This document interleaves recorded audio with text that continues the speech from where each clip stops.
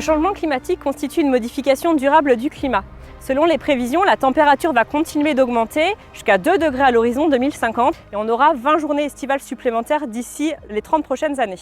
L'évolution des précipitations annuelles reste quant à elle incertaine. Mais on estime qu'avec la hausse des températures, les pluies efficaces vont diminuer. En période d'étiage, là où le niveau de l'eau est le plus bas, généralement en été, l'évaporation et la sécheresse des sols vont augmenter de manière préoccupante. L'eau de pluie va avoir de plus en plus de mal à s'infiltrer dans les nappes d'eau souterraines et à ruisseler vers les cours d'eau. En conséquence, le débit des cours d'eau en période d'étiage va diminuer de 30 à 40% d'ici 2050, ce qui va entraîner un déficit de 50 à 100 millions de mètres cubes. Les cours d'eau vont perdre de leur qualité épuratoire et il va y avoir aussi une modification du fonctionnement des écosystèmes aquatiques et des zones humides. Nos usages et nos activités liées à la ressource en eau vont également être impactés. La ressource en eau n'est pas illimitée et il est nécessaire que sa préservation et son partage entre les différents usages soient discutés et anticipés. C'est pour ça que l'EPTB Charente a lancé une démarche, la démarche Charente 2050.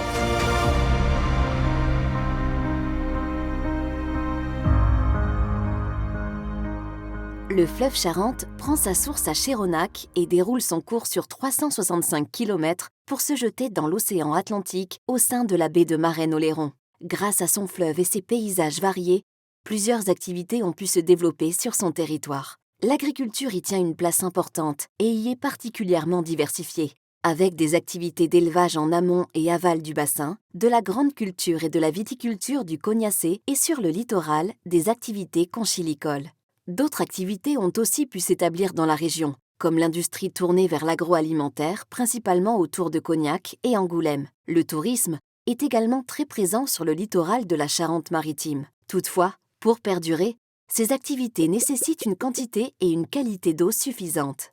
Le bassin de la Charente présente une vulnérabilité forte au changement climatique, sur de nombreuses thématiques, que ce soit en termes de disponibilité en eau superficielle ou en eau souterraine. L'adaptation de nos activités face aux effets du changement climatique est ainsi devenue indispensable et a motivé l'engagement d'une démarche prospective et surtout collaborative pour la définition d'une politique d'adaptation et d'atténuation à l'horizon 2050. Lancée en 2019, cette démarche Charente 2050 permet de démultiplier les regards sur les futurs possibles pour identifier les risques et anticiper les besoins vis-à-vis de la ressource en eau. Élus, techniciens, agriculteurs, consommateurs et bien d'autres concernés de près ou de loin par la ressource en eau se sont réunis au travers d'ateliers de réflexion pour construire collectivement cette démarche. L'objectif de cette stratégie, c'est d'être intégré progressivement dans les politiques publiques et les différents plans d'action des acteurs du bassin. Plusieurs actions ont déjà pu être engagées sur le territoire. Il convient maintenant de poursuivre les efforts et de mettre en œuvre les pistes d'action identifiées dans le plan d'adaptation Charente 2050. Validé début 2023, le plan d'adaptation au changement climatique à l'horizon 2050 regroupe les pistes d'action permettant de faire face aux perturbations futures. Plusieurs pistes d'adaptation ont pu être mises en avant et organisées en 9 axes. 2 d'entre eux concernent les solutions fondées sur la nature. Un premier axe vise à restaurer de manière ambitieuse les milieux naturels, tels que la restauration des cours d'eau, des haies et des zones humides. C'est le cas du site du marais de Jansac-la-Palue, classé espace naturel sensible prioritaire par le département de la Charente afin d'être restauré. Un second axe ambitionne de stopper l'étalement urbain, limiter l'imperméabilisation des sols, anticiper l'accès à l'eau et la prise en compte de milieux naturels dans les projets d'aménagement.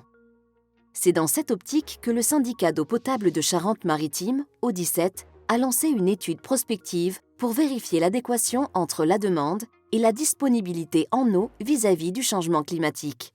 Ces solutions, fondées sur la nature, s'appuient sur le fonctionnement naturel des écosystèmes et impliquent l'ensemble des acteurs.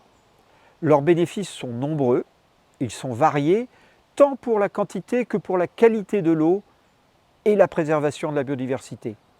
Les risques naturels tels que les sécheresses ou les inondations peuvent être ainsi réduits. D'autres solutions sont aussi possibles face au changement climatique, telles que l'adaptation des usages de l'eau. 3 axes du plan d'adaptation y sont consacrés. Un premier préconise un accompagnement de la mutation agricole, l'anticipation des besoins futurs en eau tout en favorisant l'agriculture locale et les circuits courts. Des filières à plus faible impact sur la qualité et ou la quantité de la ressource en eau se structurent déjà sur le territoire. C'est le cas d'une filière chanvre dans le cadre du projet de territoire pour la gestion de l'eau, PTGE, de la Boutonne réalisé par le Cymbo, et une filière soja proche de l'Arnoux au travers du programme Ressources par Eau17. Un deuxième axe vise la poursuite des économies d'eau domestique, telles que l'installation de récupérateurs d'eau de pluie ou de kits hydroéconomes au sein d'habitations. L'agglomération de Grand Cognac a lancé en ce sens une campagne de sensibilisation de ses habitants. Près de 1500 kits hydroéconomes ont ainsi été distribués pour réduire les consommations d'eau des foyers. Enfin, un dernier axe relatif à l'adaptation des usages concerne le soutien de la mutation du secteur touristique afin de limiter les tensions en eau sur le littoral et favoriser les économies en eau. En Charente-Maritime, par exemple, le syndicat d'eau potable Eau17 accompagne les usagers et les différents acteurs du tourisme aux économies d'eau par leur sensibilisation. Le changement climatique est un défi que nous devons relever ensemble. L'eau va devenir plus rare et les événements climatiques extrêmes plus fréquents. Il faut donc repenser nos pratiques et nos modèles à toutes les échelles pour rendre nos territoires plus résilients et solidaires. Chaque usage nécessite des efforts, mais il convient également de travailler sur la mobilisation, le partage et la gestion de la ressource en eau, et cela qu'elle soit souterraine ou superficielle, selon les saisons et les prélèvements. Le plan d'adaptation consacre 2 axes à cette thématique. Le premier demande de revoir et d'adapter les seuils de gestion débimétriques et piézométriques actuellement utilisés sur le territoire et préconise de partager la ressource en eau entre et au sein de chaque usage au travers d'une priorisation. L'organisme unique de gestion collective Cogesto, gérant la répartition des prélèvements agricoles sur l'amont du bassin, a développé un outil informatique en ce sens. Ces données contribuent ensuite à la gestion de l'étiage. Un second axe a pour objectif d'établir la pertinence de la mobilisation de ressources en eau, peu ou pas exploitées sur le bassin de la Charente. En ce sens, le PTB Charente mène une étude afin d'identifier les solutions permettant de ralentir la vidange d'un complexe karstique, comme celui de la Rochefoucauld, qui pourrait soutenir le débit du fleuve en période d'étiage. La nécessité de s'adapter au changement climatique pour la gestion équilibrée de cette ressource en eau est indéniable et mobilise d'ores et déjà de nombreux gestionnaires. Il faut étudier toutes les solutions possibles, y compris celles qui peuvent paraître aujourd'hui impensables. 2 autres axes ont été développés au sein du plan d'adaptation. Un axe qui vise l'anticipation des risques d'inondation et de submersion afin de réduire la vulnérabilité des enjeux soumis aux risques d'inondation. C'est ce que certaines structures réalisent sur le territoire, comme l'agglomération de Rochefort ou la communauté de communes de l'île d'Oléron par la mise en œuvre de diagnostics et de travaux de réduction de la vulnérabilité du bâti. Et un dernier axe qui a pour objectif d'améliorer les solidarités à l'échelle du bassin versant de la Charente. Cet axe ambitionne ainsi d'avoir un arbitrage politique et un cadre de gestion commun afin de partager la ressource en eau. L'objectif maintenant est de passer de la prospective à la mise en œuvre concrète des pistes d'action, de manière planifiée, négociée et sur le long terme. Les acteurs de la démarche doivent réfléchir collectivement et être en mesure d'identifier les actions à revoir et à adapter selon les évolutions constatées sur le territoire.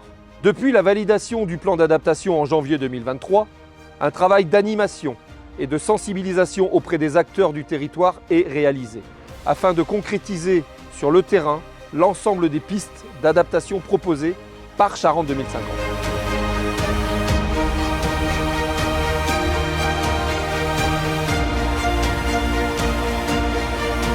Charente 2050 est une démarche collective.